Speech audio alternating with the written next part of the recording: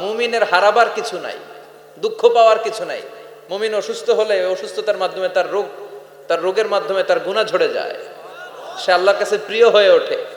তা আমাদেরকে কেউ হারাইতে পারে? কথা বলেন, আমাদের কেউ ভয় দেখাইতে পারে? মোটিভেশনাল সূরা, সূরাতুল ইনশিরাহ আর সূরাতুদ দুহা। এখানে অনেক হিউজ মোটিভেশন আছে। যারা হতাশ, যাদের জীবন ভাল লাগে না, মরে যেতে মনে চায়, বুঝতে চায় না, হতাশ হয়ে যায়, আর বয়স কম তো ইচড়ে পাকা, অল্পতে কাবু হয়ে যায়, এই সূরাগুলো পড়ে না। এখানে আশার বাণী আছে। আজকে আমি জানি কথা শোনাবো আপনাদেরকে, শুরুতে আগে সংক্ষেপে বলে দিই। এই সূরার মূল কথা হচ্ছে, মানে সেন্ট্রাল থিম বা সাবজেক্ট ম্যাটার সূরাতুদ দুহার কেন্দ্রীয় আলোচ্য বিষয় হচ্ছে নিরাশ হবেন না, হতাশ হবেন না, হাল ছাড়বেন না, ভরসা রাখবেন কার উপর? মুমিনরা নিরাশ হয়, হতাশ হয়, হাল ছাড়ে নাকি ভরসা রাখে? কার উপর ভরসা? কার উপর ভরসা থাকবে? একজনের উপর। চিল্লায় বলেন, তিনি কে? Never be sad, never lose hope. Every time you feel like you cannot go on, you feel so lost that you are so alone. Don't despair and never lose hope, 'cause Allah is always by your side. Insha'Allah, Insha'Allah, Insha'Allah, you'll find your way. Insha'Allah. কি সুন্দর nasheed! Never lose hope, you will find your way. তুমি তোমার পথ খুঁজে পাবে। আমাদেরকে পথ দেখায় কে? আল্লাহ। এজন্য সূরাতুদ দুহার কেন্দ্রীয় আলোচ্য বিষয় হচ্ছে হতাশ হওয়া যাবে না, নিরাশ হওয়া যাবে না, হাল ছাড়া যাবে না, ভরসা রাখতে হবে একজনের উপরে। চিৎকার করে বলেন, তিনি কে? আল্লাহ। হতাশ যারা, ফ্রাস্ট্রেটেড, আপসেট পিপল, তাদের জন্য, হতাশ ব্যক্তিদের জন্য এই সূরাটা একটা আলোকবর্তিকা, একটা আলোর মশাল। এই সূরাটা পড়লেই হতাশ ব্যক্তিরা মনে শান্তি পায়, আশা ফিরে পায়, দিক ফিরে পায়। ঠিক কিনা? বিষ্ণু ঈসা ইসলাম নিজেও হতাশ হয়ে গেলেন। কি রে, ওহি আসে না কেন? আমার কোনো ভুল হচ্ছে না তো? আমার কোনো অপরাধ হয়ে গেল না তো? আল্লাহ কি আমার উপর অসন্তুষ্ট হয়েছেন? আল্লাহ কি আসলেই আমারে ভুলে গেছেন? আল্লাহ কি আমাকে ত্যাগ করেছেন? তিনি কি আমার উপর রেগে আছেন? আমরাও মাঝে মাঝে এরকম হতাশ হয়ে পড়ি। এরকম হতাশ লোক আছে না নাই? কি রে, আমার দোয়া কবুল হয় না কেন? আল্লাহ আমার ডাকে সাড়া দেয় না কেন? আমার জীবনে এত দুঃখ কেন? আমার জীবনে তো ভালো কিছু হয় না, খালি সব কষ্ট আমার কেন? এরকম আছে না নাই? এরকম হতাশদের জন্য এই সূরাটা একটা আলোকবর্তিকা, মোটিভেশনাল সূরা। আলহামদুলিল্লাহ পড়েন। তোমরা দুনিয়ার জীবন নিয়ে পাগল পাড়া হয়ে থাকো, আল্লাহ বললেন দুনিয়ার জীবনের চাইতে আখিরাতের জীবন শ্রেষ্ঠ এবং স্থায়ী। ঠিক কি না? কার কথা?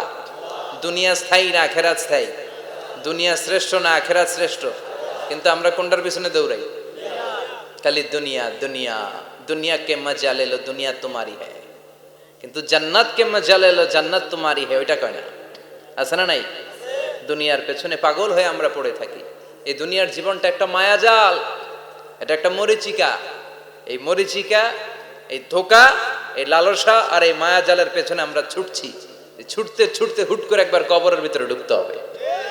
কথা বলেন, তখন আমাদের টনক নড়বে।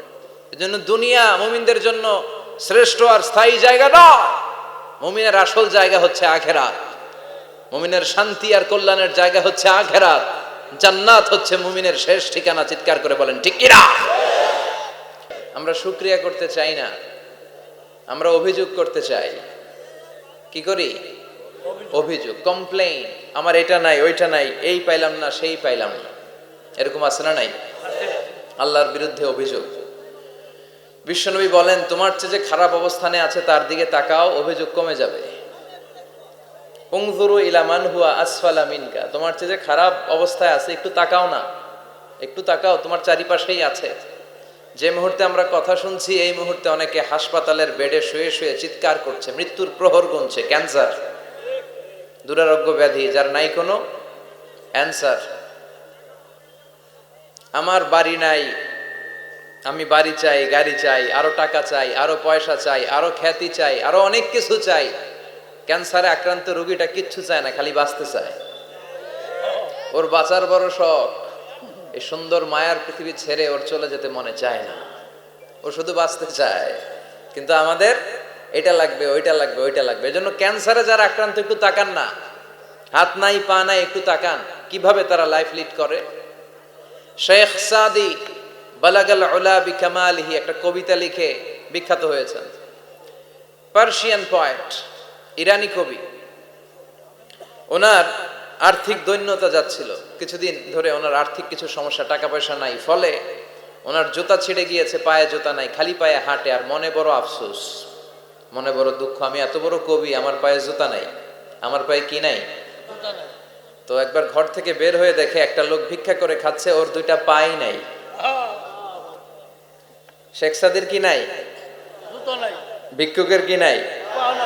ভিক্ষুকের দশা দেখে সেজদায় পড়ে গিয়েছে, সেজদায় লুটিয়ে পড়ে আল্লাহর বলে, আল্লাহ শুকুর, আলহামদুলিল্লাহ, বেশ ভালো আছি। এজন্য উনজুর ইলা মান হুয়া আসফালা মিনকা, তোমার চেয়ে যে খারাপ অবস্থানে আছে তার দিকে তাকাও। ঋণের বোঝা কাঁধে এত বেশি, প্রতিদিন বাড়িওয়ালা এসে তাড়া করে, ভাড়া দিতে পারে না, এরকম লোক আছে না নাই? গ্যাসের বিল দিতে পারে না, বিদ্যুতের বিল দিতে পারে না, স্ত্রীকে একটা শাড়ি কিনে দিতে পারে না, বাচ্চাদের 3 মাসের 4 মাসের বেতন ভাড়া জমা হয়ে আছে, দিতে পারে না। কত সুখে আছি আমরা, কত শান্তিতে আছি আমরা, শুকুর গুজার হতে চাই না, শুধু অভিযোগ আর অভিযোগ। আল্লাহ বলে অভিযোগ বাদ দিয়ে দাও। বিশ্বনবী বলেন তোমার চেয়ে যে খারাপ অবস্থানে আছে একটু ওইদিকে তাকাও, তাহলে দেখবে তুমি অনেক ভালো আছো। এজন্য সব সময় সুখে দুঃখে সর্বাবস্থায় আমরা প্রশংসা করব একজনের, তিনি কে? আর প্রশংসা করলে নেয়ামত বাড়ায় দেয় কে? আর প্রশংসা না করলে শাস্তির জন্য অপেক্ষা করতে হবে। যাহারাল ফাসাদু ফিল বাররি ওয়াল বাহরি বিমা কাসাবাত আইদিন নাস, জলে স্থলে যে জলোচ্ছ্বাস, ভূমিকম্প, অগ্নিকাণ্ড, খরা, দুর্ভিক্ষ এগুলো চলে, এই মহামারী, নানা ধরনের নতুন রোগ, এগুলো আমাদের হাতের কামাই। এগুলো কি আমাদের হাতের কামাই। আমরা যদি আল্লাহওয়ালা হয়ে যাই, আল্লাহর জামিনে যদি আল্লাহর দিন কায়েমের চেষ্টা করি, আল্লাহর দেয়া কোরআন অনুযায়ী যদি জীবন চালাই, আমাদের জীবনটারও শান্তিময় করে দিবে কে? আমাদের ধর্মের নামই তো শান্তি। ধর্মের নাম কি? ইসলাম। ইসলাম মানে কি? বিশ্বনবী রাজা বাদশাদের কাছে যখন চিঠি লিখতেন, তিনি প্রথমে শান্তির কথা শোনাতেন। সুবহানাল্লাহ পড়েন। দেখেন কত সুন্দর ধর্ম। আর আমাদেরকে ওরা শান্তি শিখায়, আমাদেরকে মানবাধিকার শিখায়, মানবাধিকারের কথা, শান্তির কথা মানায় একজনের মুখে, তিনি হচ্ছেন মুহাম্মদ সাল্লাল্লাহু আলাইহি ওয়াসাল্লাম। গোটা বিশ্ব তার কাছে ঋণী, তার কাছে কৃতজ্ঞ। তিনি শুধু দিয়েছেন, নেন নাই। সুবহানাল্লাহ পড়েন। তিনি বলেছেন সালামুন আলা মানিত্তাবা আল হুদা। যাদের কাছে বিশ্বনবী চিঠি পাঠাতেন তিনি লিখতেন সালাম, মানে শান্তি, শুরুতেই শান্তি। কাদের প্রতি? আলা মানিত্তাবা আল হুদা, যারা হেদায়েতকে অনুসরণ করে। রাজা বাদশাদের কাছে বিশ্বনবী চিঠি পাঠাতেন, শান্তির বাণী পাঠাতেন, তারপর লিখতেন আসলিম তাসলাম, ইসলাম মানো শান্তিতে থাকবা। কিন্তু এই ইসলামের কথাকে, এই শান্তির বাণীকে অনেকে সহ্য হয় না, আছে না নাই? এদেশে এরকম উল্লুক্কা পাঠা আছে না নাই? এরা ইসলামের প্রচার আর প্রসারকে নাম দিয়েছে মোল্লাতন্ত্র। কি নাম দিছে? ইসলামের বিজয় এদের ভাল লাগে না, ইসলামের গণজোয়ার অগ্রযাত্রা এদের ভাল লাগে না। আল্লাহ বলে মুতু বিগাইযিকুম, তোদের রাগ, তোদের ক্রোধ, তোদের আফসোস নিয়ে তোরা মর, ইসলামের তোরা কিচ্ছু করতে পারবি না। চিল্লায় বলেন ঠিক কিনা? জগৎ বিখ্যাত মুহাদ্দিস আহমদ শফিকে গালি দেয়, সংসদে বসে, আসরা নাই? ইসলামের নাম দিয়েছে মোল্লাতন্ত্র।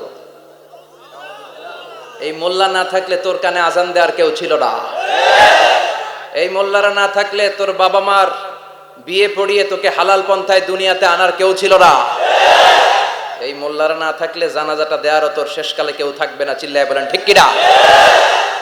এক বাংলাদেশ, আমাদের দেশটা অনেক ছোট্ট কিন্তু সৌন্দর্যের লীলাভূমি। সুবহানাল্লাহ পড়ে। এমন কিছু নাই যে দেয় নাই।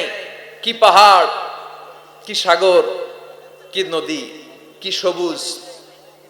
সমস্যা হয়েছে দুর্নীতি। সমস্যাটা কি? আমি 5.5 বছর ধরে মালয়েশিয়াতে থাকি। আল্লাহ মালয়েশিয়ারে যা দিছে এর চেয়ে অনেক ঢের গুণ বেশি আমাদেরকে দিয়েছে। আমাদের দেশের পর্যটন মোটেল, পর্যটন কর্পোরেশন আর ট্যুরিজম যে মিনিস্ট্রি আছে, এটা যদি সুন্দর প্ল্যান করে এই দেশটাকে কাজে লাগাতে পারতো, আমরা ট্যুরিস্টদেরকে জায়গা দিয়ে কুলাতে পারতাম না। আমাদের দেশের ছেলেপেলেরা যেগুলো লেখাপড়া করে না, এগুলো কামলা দিতে যায় বিদেশ। এই দেশটারে সাজাইলে এখানে ট্যুরিজমকে দেখাশোনা করার জন্য আমাদের প্রত্যেকটা ছেলের কর্মসংস্থানের ব্যবস্থা হয়ে যেত। এগুলো নিয়ে চিন্তা নাই, এরা ঘুরতে যায় পৃথিবীর বিভিন্ন দেশে, দেশ নিয়ে চিন্তা নাই। আল্লাহ আমাদের নেতাদেরকে তুমি হেদায়েত দাও। এজন্য ঘুরবেন, দেশটাকে ঘুরবেন। আমি আমার ছোটবেলাতেই পুরো বাংলাদেশ ঘুরে ফেলছি।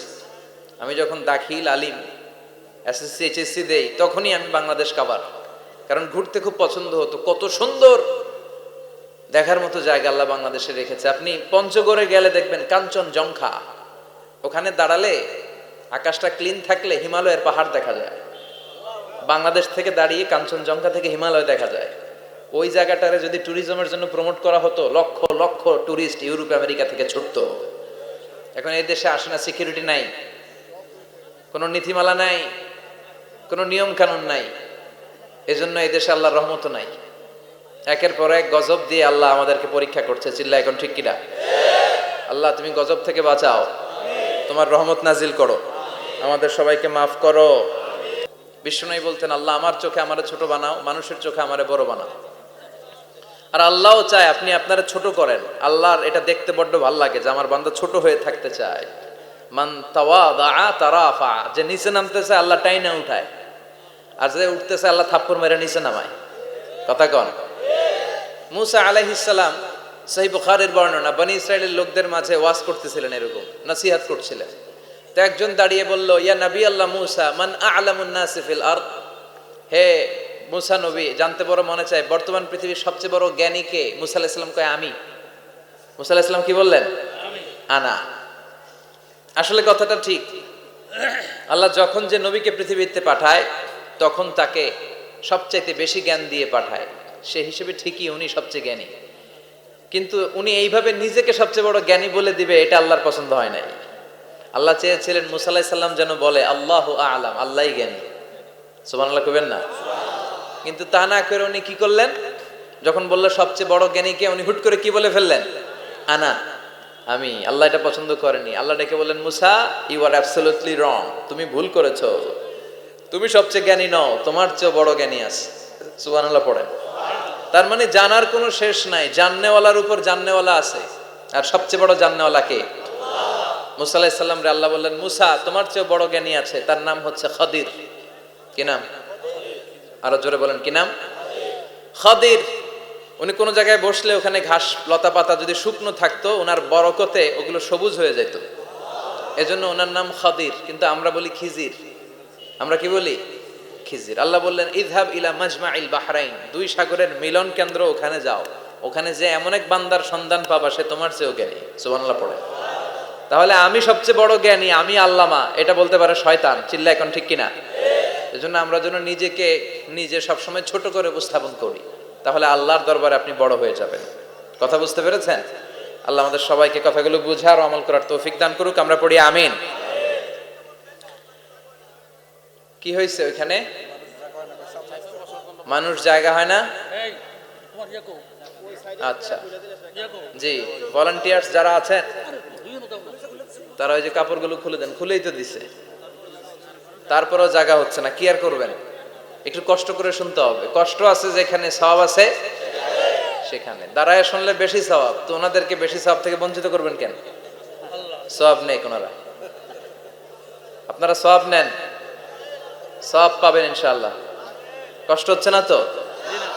এই মাহফিলে একবারে বসে যেতে হয়, টানা হিচড়া আমি করি না।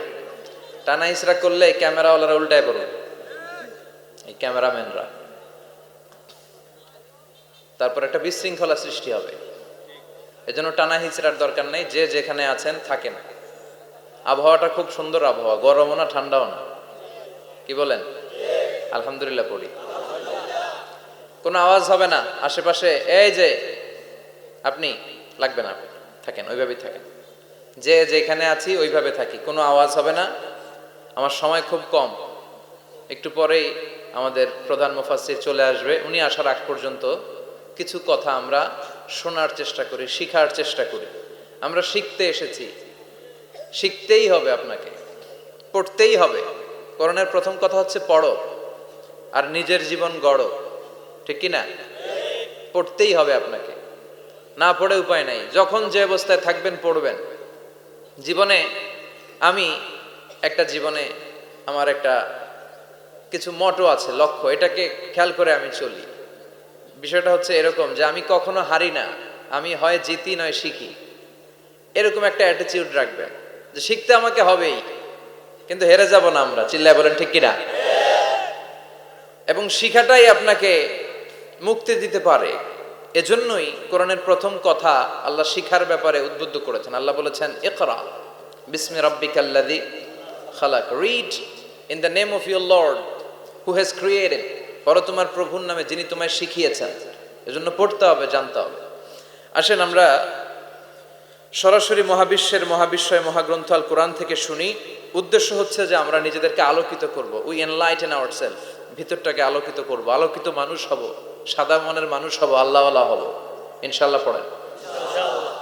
উদ্দেশ্য যদি ভালো হয়, সওয়াব কামিয়ে আপনি শেষ করতে পারবেন না। আর উদ্দেশ্যে যদি ভেজাল থাকে, কোনো লাভ নাই, হাবা মানসুরা, সব শেষ। এগুলারে উঠাইলে, মিজানের পাল্লায় উঠালে কোনো ধরনের ওজন হবে না। আজকের এই তাফসির মাহফিলে আমরা এসেছি শিখার জন্য আর একজনকে খুশি করার জন্য। তিনি কে? আল্লাহ তুমি কবুল করো। আমি আপনাদের খেদমতে সূরাতু আদ-দুহা তেলাওয়াত করেছি। এই সূরাটা মুখস্থ আছে না অনেকের? কমন একটা সূরা, প্রায় আমরা সালাতে পড়ি, মক্তবেই তো এগুলো শিখে ফেলছি, ঠিক কিনা? তো এই যে সূরাটা খুব বেশি পড়া হয়, খুব বেশি শোনা হয়, আসলে এই সূরায় আল্লাহ কি শিক্ষা কর্মসূচি আমাদেরকে দিলেন জানার দরকার আছে না নাই? আসেন আজকের এই চমৎকার রজনীতে আমরা সূরাতুদ দুহার আলোকে কিছু কথা শুনি। এটা কোরআনের 30তম পারায় অবস্থিত একটা সূরা। কততম পারা? এটা মাক্কি সূরা। একটু আওয়াজ করে বলবেন, কি সূরা? মাক্কি সূরা। এই সূরার আয়াত সংখ্যা 11টি। কয়টি? 11টি। এটা কোরআনের একটা মোটিভেশনাল সূরা। কি সূরা? মোটিভেশনাল। আমরা প্রায় এই শব্দটা শুনি না, মোটিভেশন, মোটিভেশন, মোটিভেশন। এই ছেলে, কি তোমাদের কি হয়েছে? কথা বলা যাবে না তো, একেবারে চুপ থাকো, যে যেখানে আছো থাকো, কানগুলো খাড়া করো খরগোশের মতো, কোনো আওয়াজ হবে না, একেবারে চুপ।